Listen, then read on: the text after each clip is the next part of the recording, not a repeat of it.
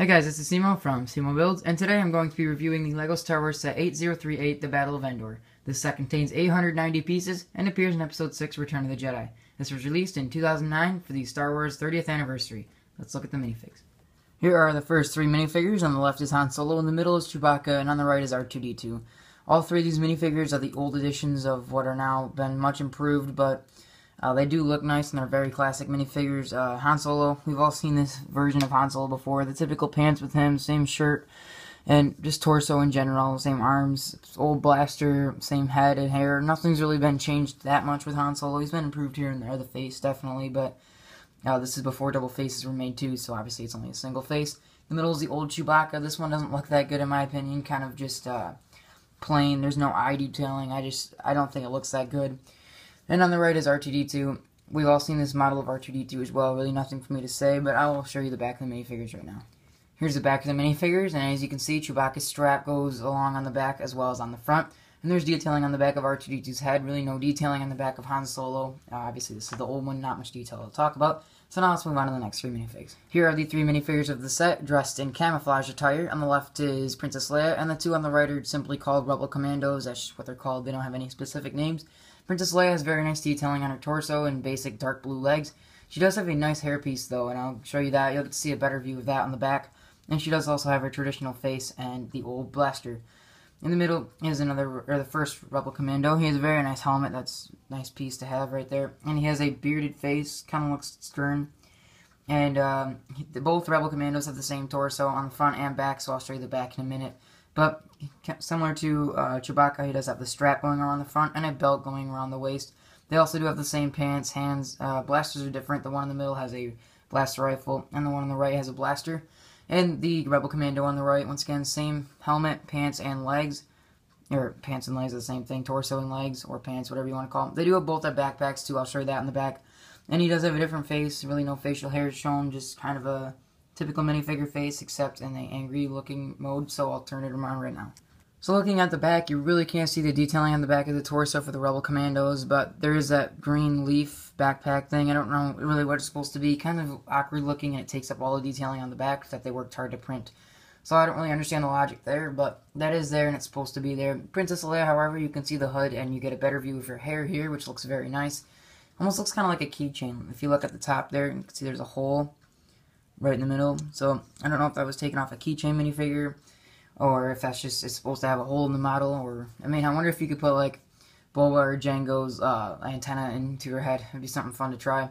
But these do look pretty nice, and now let's go on to the Ewoks themselves. Here are the three Ewoks of the set. On the left is Chief Chirpa, in the middle is Wicket, and on the right is Pop Blue.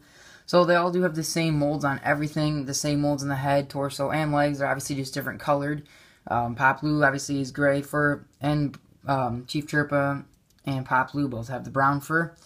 They do look pretty nice on it, obviously, and Chief Chirpa does have the staff. He's the only Ewok to have anything, and it's pretty big build. Like, I mean, if you don't put him on a stand, or if you don't stick it straight up, he's going to fall forward all the time. That's kind of annoying, but it does look nice when he's on a minifigure stand, so that's perfectly fine to me. But other than that, really not much to talk about with the Ewoks. There's really no detailing to talk about in the back, but they do look nice, and they're nice to have. Very rare minifigures, only included in this set. These are all three exclusive Ewoks. So now let's go on to the Imperial Troopers of this set. Here are the two different bad guys of the set. On the left is this Biker Scout, but there are two in the set. They're the same, so I'm just going to show you one. And on the right is an Imperial Trooper. The Biker Scout looks pretty nice, all in white, and obviously a huge improvement from the last one, because the last one had like a yellow head and like black for the visor. This one just has an all-black face, which I think looks better to the helmet, because you can't see any of the yellow. And a pretty nicely detailed torso with two, looks like backpacks, or not backpacks, but just, I guess, packs where you can store things, and looks like plate armor. No detailing on the back, but a very nice mold for the helmet. And on the right is a Death Star Trooper, pretty much. It's called an Imperial Trooper in the set, but it's basically a Death Star Trooper. I have a bunch of them in different sets, but very basic, no double face, just a chin strap on the face there. It's a bucket-type helmet, and I guess looks like chest plating on the torso, and belt detailing there too.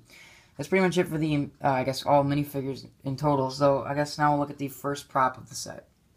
Here's the first accessory to the set. This is the Ewok Catapult. It's a very nice build, and it works very well, trust me. We have spare rocks right here. This is the rock that's currently going to be flung.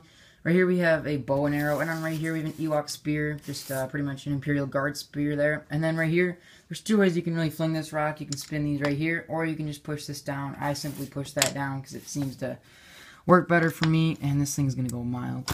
That's really, really effective shooting system there. But that's pretty much it for the rock shooter. Very basic build, but trust me, it does its job. And then right here, the visual dictionary says these are plants for camouflage, which makes sense to me, and it's already all brown, so that's a pretty nice thing right here to build. Very nice build. It works very well, and this pretty much comes in almost every Ewok set. I feel like I'm getting a catapult in, but that's fine because it's a pretty nice build and something fun to have in your collection. So now let's move on to the next thing. It is the Ewok glider. Here it is, the Ewok glider. This is one of two Ewok gliders in the entire LEGO Star Wars collection, but I think I like the old one better. You can check out my review on the Ewok TAC, the 2002 version. If you haven't already, go check that out. But this is the newer one. I don't think I like this one as much. It doesn't have any detailing on the cloth here, but it's a two-piece right now. I can make it one piece. And to do that, all you need is an Ewok. I'm just going to take Pop Blue here since he has nothing in his hands. And you just stick your feet right on this thing like this. Sorry, it's out of my camera's range.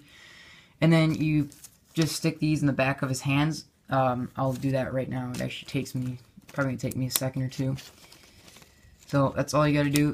Got that pretty quick. And that looks pretty nice right there. You can imagine what that looks like. I'll bring my camera up a little bit actually. Okay, so you kind of see it better now. It looks pretty nice when there's a minifigure on that. I just don't like the idea of it being a two-parter without a minifigure there. And you can also drop right here. This is supposed to be a rock, and if you release this battle droid arm up, that rock will fall. They don't give you any extras, but it's fine because I never really played with that anyway. This is a little bit adjustable if you want. Really no point to that. I mean, I guess if you want to make them fly or different ways or whatever. And the clear stand is really nice to have as well. So I think this is a pretty good build, but I don't think it's as good as 2002. But it still does its job, and it's a nice addition to the set. Now let's look at the speeder bike. Here is the speeder bike. They give you two in this set, but I'm only going to show you one because they're the exact same. So over the years, speeder bikes really haven't changed that much. They all have the same components. They all have these slanted pieces up here. The spot for the minifigure to kind of stand himself there. The handlebars for his hands, and obviously the backpack down there. So you really can't do much more with the speeder bikes. They look pretty good how they are now, and they have looked good ever since they started making them. So right here we have the air intake right here, or you can call it the exhaust, but the visual dictionary calls it the air intake. You have a brown backpack there, you're just connected like that. Have a random stud right here, not sure if that's supposed to be a light or just some random stud. Right here, these are pieces you would say on the bottom of, I guess, skis or sleigh or something. But it is pretty nice, and you can fit a biker scout on that, just like that. He kind of stands there. You can connect his arms, obviously, to that, but I'm not going to. But it looks pretty nice, and it definitely does the job. Good thing they gave you two. Because obviously in the notorious scene where the Ewoks steal the actual bikes themselves, there's two. So definitely glad they included two. Alright, now let's look on the ATST. Here is the ATST of the set. Pretty small build, but it looks very nice. Obviously from right there, looks really nice. Kind of looks like it's slouching a little bit if you get an overhead view, so I had to bring my camera down a little bit. Right here we have a flick fire missile. I don't need to flick it. We already know what all those do. And it has a hard time standing up because it has this movement feature on the back where if you spin this, it kind of like, it's supposed to make it walk, but obviously you can't really do that on the ground. I mean, you can kind of pretend with it, but I really wouldn't have included that if I were building this set. And then right here we have the front gun, which you move up and down. And right here is the hatch right here. You can pull this up, or you can just simply pull the entire front part up, and you can fit one minifigure. There's no control panel, just one spot for minifigure and something for him to climb onto. Very basic build, really not that much to talk about. I mean, the head can turn too. 360, I believe. Yeah, I can. A little jerky here and there, but it's not really supposed to be able to go 360 degrees.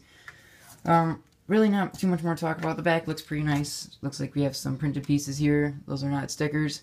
And then we have these pieces right here. So this is overall a much needed build, definitely, because obviously with the amount of minifigures, good to bad, it's already, I guess, disbalanced, so this kind of brings it back. So that's pretty much it for the ATST. Now let's go on to the bunker itself. Here is, with no doubt, the best part of the set. This is the bunker itself. Just from looking at it, it looks very nice and very accurate to the movie, obviously without a roof, but looks very nice. The blast doors, they work well, they are definitely implemented well, and this is definitely a very nice looking build all around. The sides look really nice. Just the whole thing itself looks very accurate to the movie, and I'm definitely glad that they made a set with this. That's why I bought it. So we have some random leaf detailing here, and we have obviously some more up here.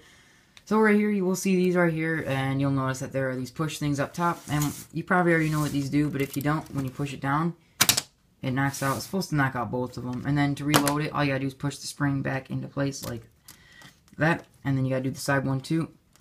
Oh, looks like my plant just came off. I'll put that right back. And there's only 4 on the entire set that can actually be pushed out using that feature, just the 2 over here and the 2 over here. Everything else, they can be taken out, but there's really no point to. But you can do that if you want more play features, or if you want to be able to put more hands in there, or whatever you want.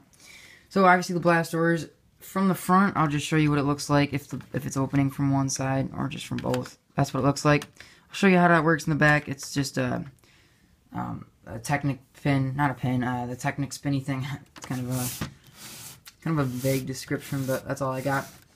And you have some weapon holders right here, and this entire thing can actually kind of expand itself. There's just clips, and you can it doesn't sound good, kind of creaky. There we go. It can disconnect like that. I'll do it on the other side too. Oops, accidentally just activated this feature. But now you have way more space. I'll back it up because it's not even on the camera anymore. But this is how that was working a second ago, opening doors like that. So over here, that fell off right there. We have a control panel. The seats are actually up here, but when you bring them together, they'll fit together. I don't really know what these are supposed to be, generators of some sort. We have a blaster rifle here, blaster here. Same thing on the other side. This is the same. It's like a mirror on both sides. I think the leaf position's up top, a little different, but other than that, everything else is the same. And then right here, as you can see, we have some control panels right there, and some swivel chairs right here. Very notorious, I guess, part of the Endor scene, so definitely glad they made this set. Definitely glad I got it, too. So that pretty much is it for the bunker. Now let's go to the conclusion. So if you don't already have this set, I would definitely recommend getting it. It gives you a very nice variety of minifigures and pretty much everything you can remember from the Battle of Endor. Obviously, that's the name of the set, so they should give you lots of things with it, but there really aren't any good sets like this anymore. Like, this is a very classic set. It's a very nice set. Obviously, if it's a 30th anniversary, it's got to be a good set, because, I mean, they came out with the Tantive 4, and, what else did they come out in that year? They came out with Darth Vader's TIE Fighter. They came out with a lot of good sets in that year, so this is obviously another great addition. And the Home and Montgomery Star Cruiser, that also came out in that year. But yeah, so like I said, if you don't have this set, I would definitely get it. It's about $150, give or take, on Bricklink, so if you don't have it already, check it out on Bricklink. It's a very good set to acquire, and gives you a lot with this. That pretty much concludes today's review on the LEGO Star Wars set 8038, the Battle of Endor, and I'll catch you guys all in the next LEGO Star Wars review. Bye.